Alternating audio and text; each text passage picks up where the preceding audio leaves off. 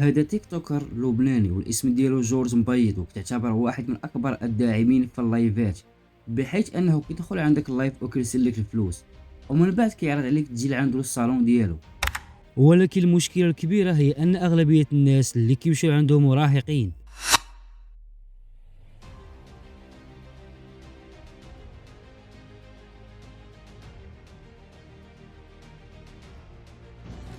تيجي على صواعق كان اثنين 10 دولار.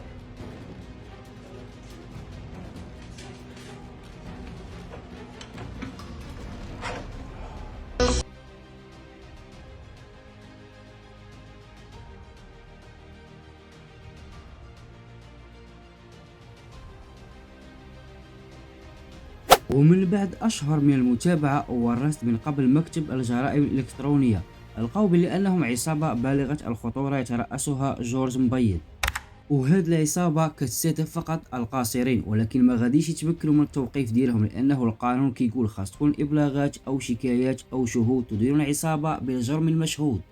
تيك توكر لبناني وحلاق مشهور ضمن عصابة بتستدرج الأولاد القاصرين بهدف بالقوة وتصويرهم وتهديدهم. خبر هز لبنان بعد ما انكشفت أكبر عصابة بتهدد كل بيت وكل عائلة. كل الأولاد يعني أنتم يا أهل غير مسؤولين عن أولادكم، تبعتوا ابنكم عمره 15 أو 14 أو 16 سنة أو 10 سنين عند الحلاق تنبسطوا بيبرم له وجهه وبيعمل له هيك آخر النهار إنه كنتوا تنبسطوا بهذا الموضوع، كم لايك جبتوا وكم شير جبتوا.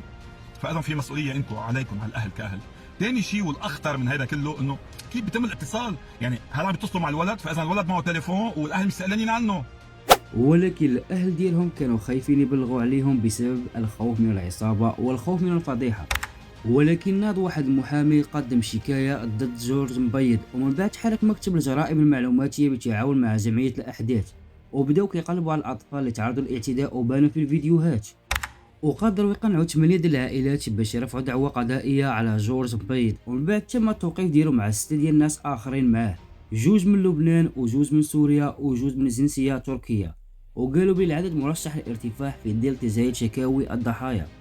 توزع عمل أفراد العصابة على الشكل التالي: اصطياد الأطفال إما عبر مواقع التواصل الاجتماعي وإما في الشارع، تحديد مكان ارتكاب الجريمة وهي شاليهات في بيروت وفي جبل لبنان، تنفيذ عملية جماعية وتوثيقها. ولكن يبقى السؤال: كيف يتم استدراجهم وكيف يكسبون ثقة القاصرين؟ يتواصل مبيض مع الأطفال عبر حسابه على منصة تيك توك ويوهمهم بتصوير مشاهد على السوشيال ميديا وهو يقوم بقص شعرهم، وبعد تصوير المشاهد في صالون حلاقة يدعو التيك توكر ضحاياه إلى حفلة في إحدى الشاليهات، وهناك يقوم بالاعتداء عليهم.